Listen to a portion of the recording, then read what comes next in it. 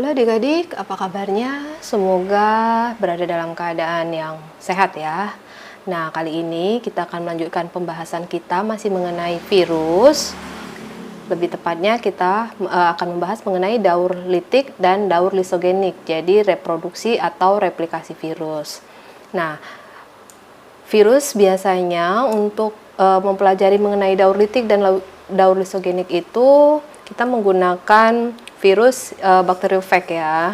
Jadi di sana ini pada bakteriofag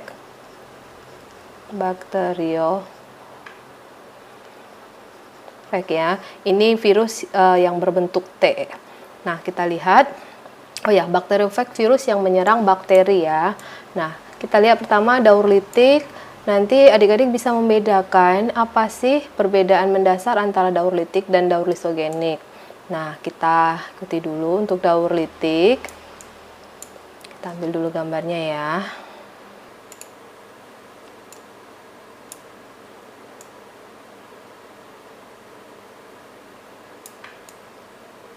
Oke, kita lihat di sini.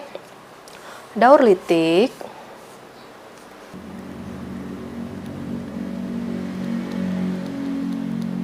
Nah, di sini kita lihat ada 5 fase. Pertama fase adsorpsi, kemudian fase injeksi, adik-adik, kemudian ada sintesis, perakitan, dan fase lisis.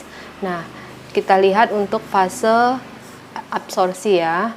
Jadi yang pertama itu fasenya adsorpsi.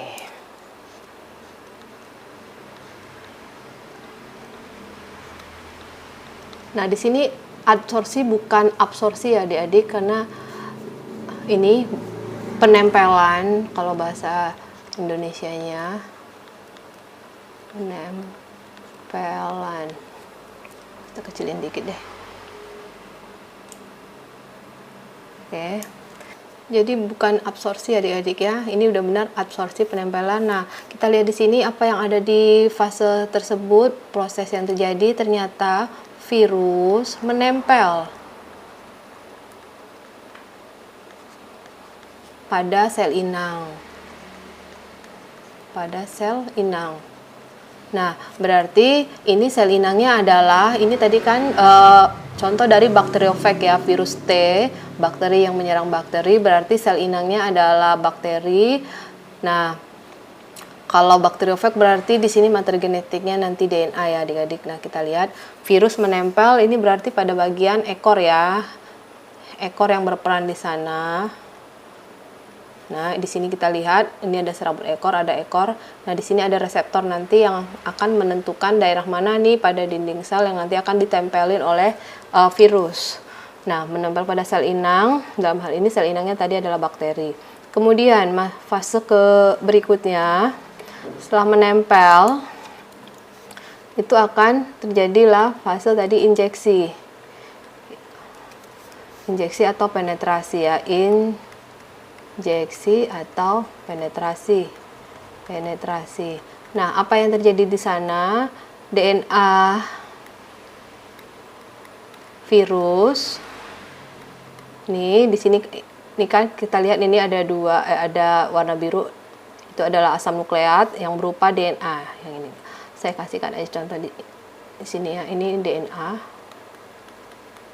virus. Nah, DNA virus masuk ke sel inang. Nah, mengapa DNA virus ini bisa masuk ke sel inang? Ternyata enzim ini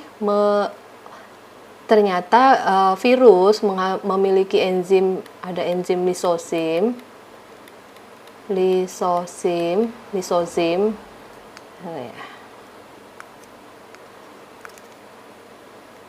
Lisosim yang akan menghancurkan ya, melubangi dinding sel inang.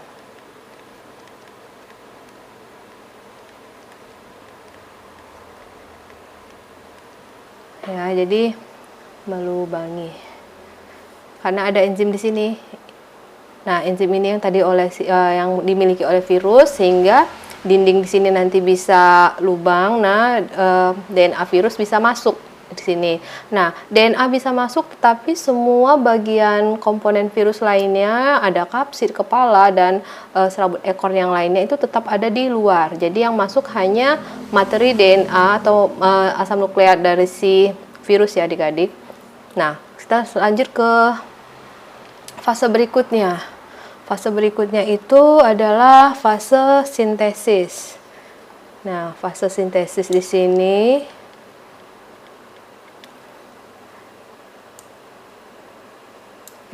fase sintesis ya. Yang disintesis adalah apa? Itu ya DNA. Jadi DNA virus di sini diperbanyak kan, DNA virus. Oh iya, sebentar. Sebelum dia mensintesis bisa memperbanyak DNA dan nanti bagian komponen virus lainnya. Nah, DNA virus ini terlebih dahulu akan melumpuhkan ya. Melumpuhkan DNA inang. DNA virus melumpuhkan DNA inang. Jadi sel inang ya. Nih DNA virus melumpuhkan DNA sel inang, sehingga DNA virus ini akan mengatur, mengontrol, mengendalikan. DNA virus mengendalikan semua, jadi mengendalikan sel inang. Nah, makanya nanti DNA virus ini bisa, sehingga virus bisa mensintesis DNA-nya. Nah, setelah DNA virus mengendalikan sel inang, kemudian DNA virus ini akan diperbanyak. Ya, kita lihat di sini ini sudah mengalami perbanyakan sintesis DNA virus diperbanyak, disintesis, kemudian juga membentuk bagian-bagian virus ya. Juga sebentar, kita kecilin aja deh. Membentuk bagian-bagian virus.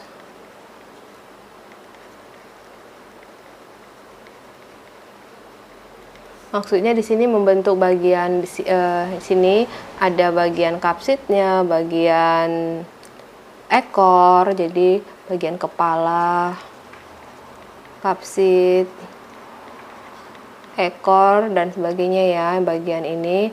Nah, itu ada di sintesis. Selanjutnya setelah di sini banyak sekali dihasilkan, nah masuk kepada fase berikutnya. Kita lihat dulu di sini ya. Setelah fase berikutnya adalah fase perakitan. Kita lihat gabungnya di mana ya, sini aja ya, empatnya. Oke, kita gabung fase perakitan 4 di sini aja. Fase perakitan. Nah, apa yang dirakit di sini adalah komponen virus. Ini disusun menjadi bagian-bagian yang tadi, kepala, kapsid, ekor, disusun menjadi satu partikel virus yang utuh ya. Jadi disusun, bagian-bagian tersebut disusun menjadi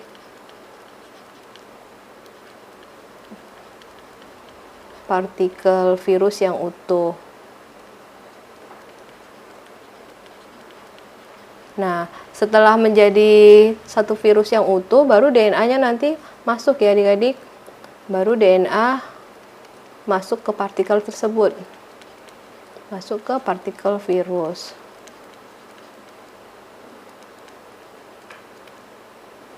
Nah, ini sudah menjadi satu partikel virus. Yang selanjutnya ke fase terakhir di sini, fase kelima.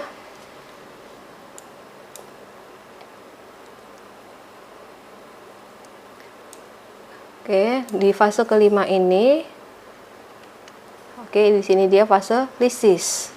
Nah, fase lisis. Nah, di sini ada peranan enzim lisosim lagi, ada enzim lisosim tadi yang kembali akan melubangi dinding sel inang, malah menghancurkan ya. Jadi enzim lisosim itu menghancurkan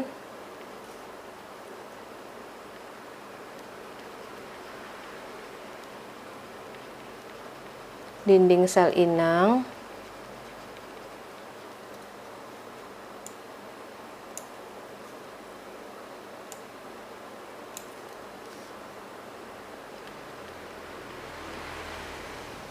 Nah, kemudian virus keluar. Virus keluar dari sel inang. Nah, ini bisa ratusan virus ya, adik-adik. Nah, jadi ini yang terjadi pada pada daur litik, di mana diawali dari tadi penempelan, kemudian ada peranan enzim lisosim yang dimiliki oleh virus untuk melubangi dinding sel bakteri. Nah, selanjutnya baru asam nukleatnya tadi, DNA virus masuk ke dalam sel bakteri, sel inang. Nah, selanjutnya disintesis, diperbanyak DNA, kemudian partikel bagian-bagian virus juga diperbanyak. Di sini ada kepala, kapsid, ekor, tapi belum dirakit. Nah, fase berikutnya baru dirakit nih, kepala, ekor, serabut ini dirakit menjadi satu bagian virus yang utuh, baru DNA virus masuk setelah perakitan itu terjadi ya, setelah selesai. Nah, selanjutnya ada peranan enzim lisosim lagi yang akan menghancurkan dinding sel bakteri dan sel inang itu keseluruhan sehingga virus bisa keluar. Nah, itu yang terjadi pada daur litik. Sekarang kita masuk kepada daur lisogenik. Oke. Daur lisogenik. Terus kalau daur lisogenik gimana ya?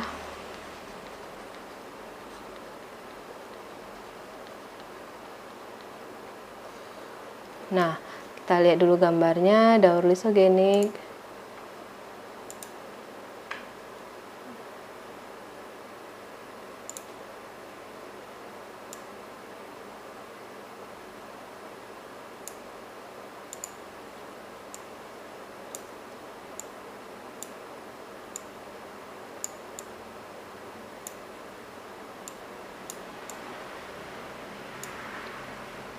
Oke, pada gambar ini sebenarnya terdapat daur litik dan daur lisogenik ya adik-adik.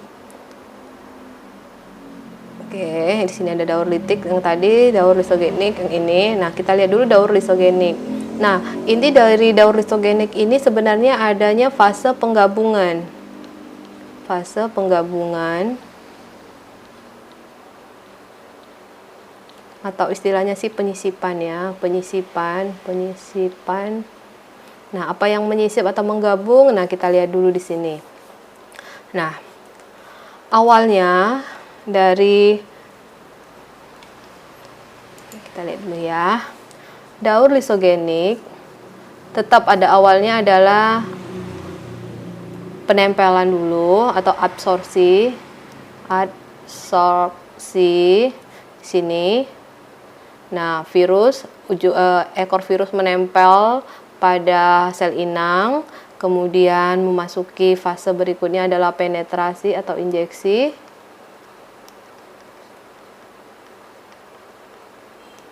Nah, di sini penetrasi. Tapi ini masuk ke sini ya, di mana DNA virus nanti masuk ke dalam sel inang ya. Oke, tadi tetap ada peranan enzim lisosim di sana. Kita lihat dulu sini. DNA virus masuk ke sel inang. Nah, di sini fase ketiga, ini dia penyisipan. Nah, yang merah ini adalah virus ya, DNA virus, sementara yang warna hitam di sini adalah DNA bakteri. Nah, di sini terjadi penyisipan atau penggabungan dari DNA virus yang menyisip atau bergabung dengan DNA bakteri. DNA bakteri ya, atau di sini inang. Nah, fase berikutnya di sini setelah tadi penyisipan, ini dia bergabung, menyisip atau bergabung DNA virus, ini DNA sel inang, dalam hal ini inangnya adalah bakteri. Nah, fase replikasi.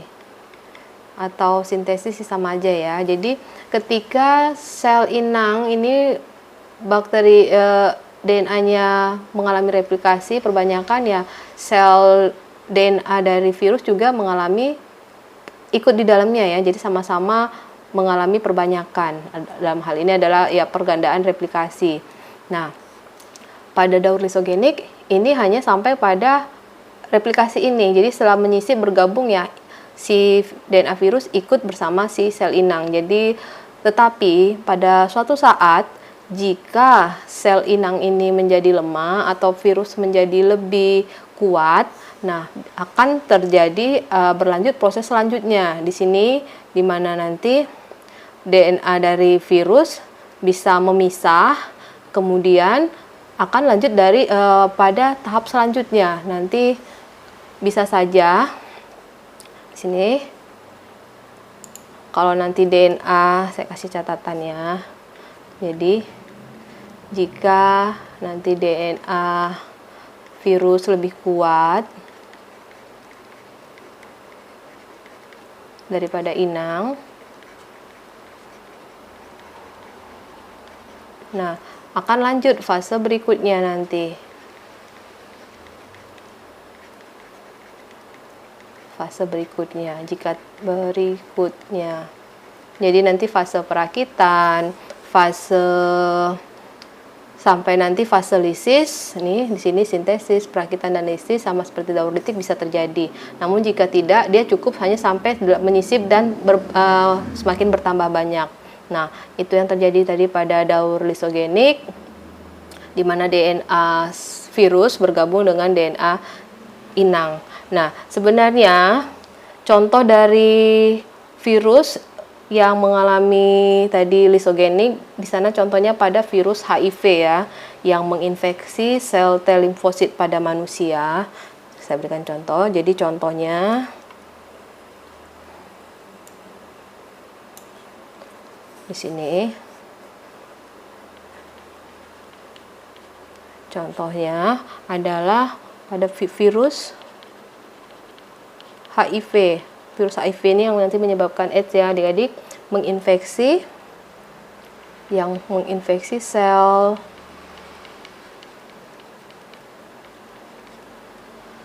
T limfosit pada manusia, sel T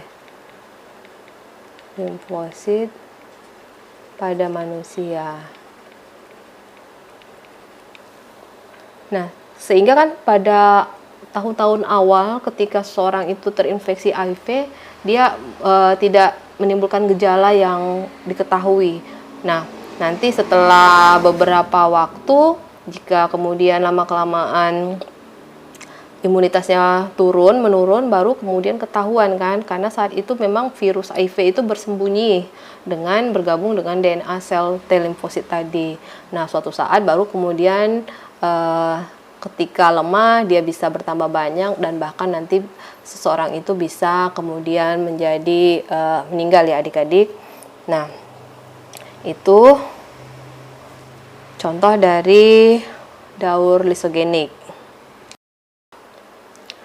Nah adik-adik, jadi tadi kita sudah membahas daur litik dan daur lisogenik. Kemudian kalau kita cari tahu nih apa sih sebenarnya persamaan dari kedua daur tersebut, daur lisogenik dan daur litik, kita bisa lihat persamaannya.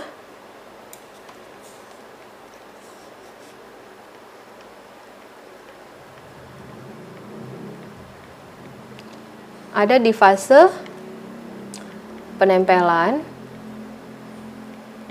kemudian injeksi ya adik-adik. Kemudian, nah yang membedakannya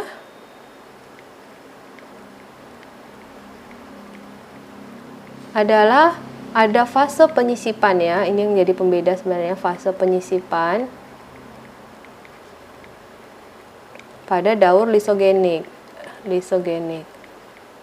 Nah, daur litik tidak ada. Kemudian kalau pada daur litik itu biasanya sel inang akan mengalami lisis. Jadi perbedaan yang kedua, sel inang mengalami lisis ini pada daur litik ya. Nah, ini sih perbedaan mendasar antara keduanya. Kira-kira adik-adik masih punya pertanyaan apa tidak? Kalau masih bingung sih nanti bisa melihat kembali ini gambarnya ya. Dari gambar adik-adik pasti bisa paham. Nah, materi hari ini, materi mengenai daur lisogenik dan daur litik hanya sekian ya adik-adik. Kalau masih ada pertanyaan, silakan adik-adik tulis pertanyaan adik-adik pada kolom komentar dan kita akan bertemu pada materi selanjutnya ya. Tetap semangat dan salam.